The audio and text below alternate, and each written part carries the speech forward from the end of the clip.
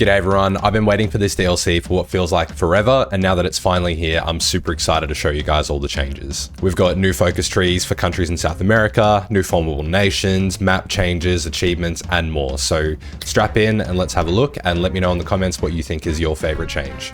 Firstly, there is of course the new focus trees for Brazil, Chile, and Argentina, which are massive and they're all super fun to play. We also see some new focus trees for Paraguay and Uruguay as well as the minor nations in this DLC. I've seen some people commenting about how Bolivia, Peru, and Ecuador and these other countries aren't included, but I feel like that's all going to be in its own separate DLC in times to come. All of the changes in these focus trees are worthy of a video on their own, so let me know if you want me to do a bit more of an in-depth breakdown or playthroughs for the main three. But what I do want to show you is the layout for each of these. It's a pretty common theme with some of the other DLCs that Paradox have made, but all the new countries feature a very similar layout for the focus trees, which means it's a lot easier for you to learn. So generally with the political side, that will be on the left, the political focuses. You'll generally have your communist tree, which we can see here for Brazil. And then we've got our democratic and non-aligned paths. And then our, well, also non-aligned and fascist paths here on the right-hand side of the political tree. One cool thing though is down the bottom, they have two different options for, I guess you could call this like the foreign policy branches. So one side is more democratic and friendly, forming alliances, getting war goals against like communist and fascist countries, whereas on the other side it's just full-out conquest. The Guyana crisis, heaps of war goals here, partnering with the big baddies in World War II.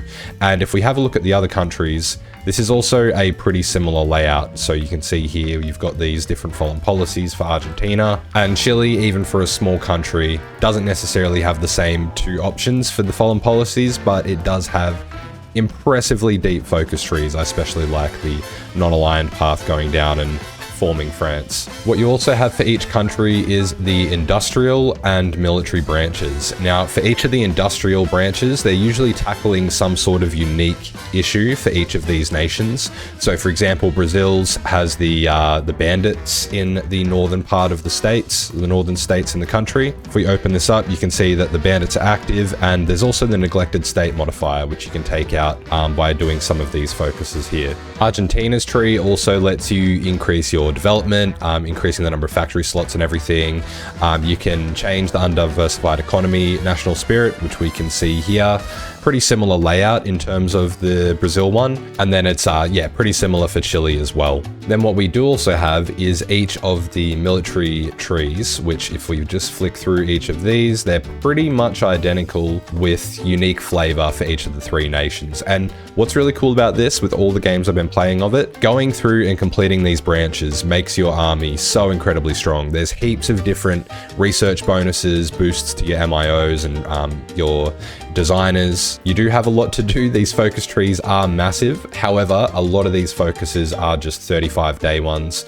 So going through and getting stuff completed isn't actually as hard as it might seem when a lot of the focuses are shorter ones. Next is the formable and releasable nations. A lot of these come through focuses. For example, if you come down to complete the Mapuche path of Chile, you unlock these decisions to liberate all the different native peoples throughout North and South America, even in the Pacific as well. We've got Rapa Nui, all of these different ones. I'm going to butcher the pronunciation if I even try, but some of the more famous ones, the Inca Empire, the Kingdom of El Dorado. Tons of gold for you, and tons of gold for me, tons of gold for we.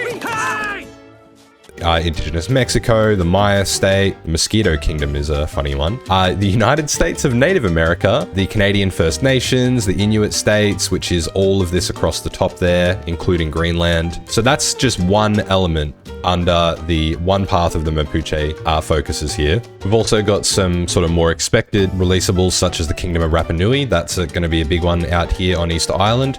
But then there's also this, which is down in Patagonia. This I can't even pronounce that if I'm being completely honest with you. There's even more as well. I've been looking through and the opportunities are really cool with this. And again, as I said, if you go down different focus trees, for example, going down the communist path of the Chilean branch in the middle, specifically taking this decision here, you're going to unlock the ability to sponsor revolutions all throughout South America. We can then go ahead and launch coups in all of these countries. If we have a look through Chilean Brazil, Chilean Argentina, Chilean Bolivia, socialist countries or fucking revolution things going all throughout here. Mexico as well, Equatorial Socialist Republic, very fun. There's even more than this that I either just haven't found or haven't played enough to find. So if you see any other unique ones that I've missed, let me know in the comments. There are plenty of map changes as well to make gameplay and combat and war in this region a lot more tactical. A huge one is that the Amazon now has a bunch of impassable terrains. So you can see outlined by this little red squiggly line.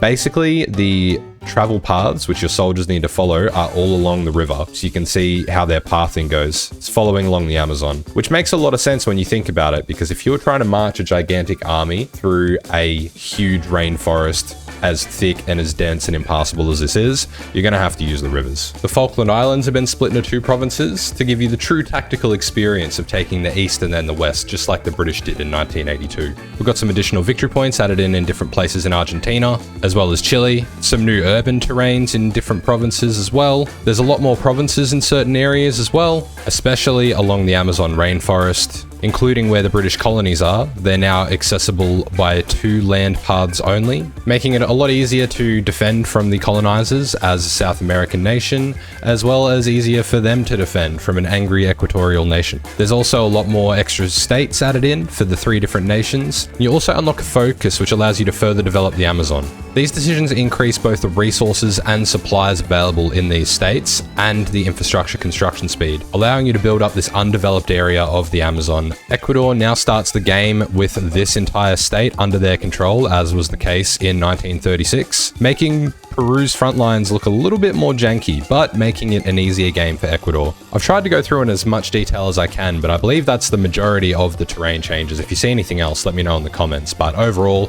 I think it's going to make gameplay in this area a lot more interesting and strategic than it was before, where it was basically just a game of attrition. Don't get me wrong, it'll still be that, but at least now the front lines are a bit more consolidated and you can sort of pick and choose the areas where you're going to have to defend and push from. There is of course going to be a whole lot new art for the different countries, including the new offense and pop-ups, obviously the icons for all of the new focuses as well. We've got new soldier models and aircraft and different equipment models as well, including the old classic Model T with the gangsters in the back. But what we're really here to see is the new achievements that are available. Some of these I think are going to be really fun to do. For example, Mapuche Chile, which I showed you earlier, it's going to be obviously a bit of a challenge, but I think it will be very fun to do. A historical Brazil game. With your paratroopers, you'll be able to tee up both the paradrop into Rome and this achievement as well in the same playthrough. Chilean Empire is going to be a nightmare. That's essentially a world conquest. This one here, I think we'll see all of the Argentinian players scrambling over to try and accomplish that one as soon as possible. And look, I'll be honest, I'm going to be with them. And I feel like people are going to see this kind of achievement and just be confused about what these different trees have to offer. I think you guys are really going to have to go through and explore them on your own. Try to go through and play the different ones through to the end. There's a lot of fun things that come through there. But yeah, let me know below which ones you particularly want to see. And I'm just going to leave you with my favorite one, which came up here. I haven't seen how this is possible yet, so there's going to have to be some sort of investigation to find that out. And I'll just drop this one in at the end too. Uruguayan. And also, why do they do this to us? What? They keep giving us these world conquests. I'm not good at that. Anyway, that's pretty much everything that's new in the Trial of Allegiance DLC for Hearthstone 4. If I've missed anything, let me know down below. It looks like there's still quite a bit of content in here, which is amazing, considering that there's no new feature included in this one, as opposed to the previous DLCs. The good news in that, though, is that it looks like we are going to be getting at least 2 DLCs a year, one of them being one of these country packs, and then another being our usual full-size DLC with the focus tree overhauls and new features being implemented as well. So I'm really excited for this. More stuff for Hoi, which is great. And let me know what you guys think below. Thanks so much for watching. I'll see you guys in the next one.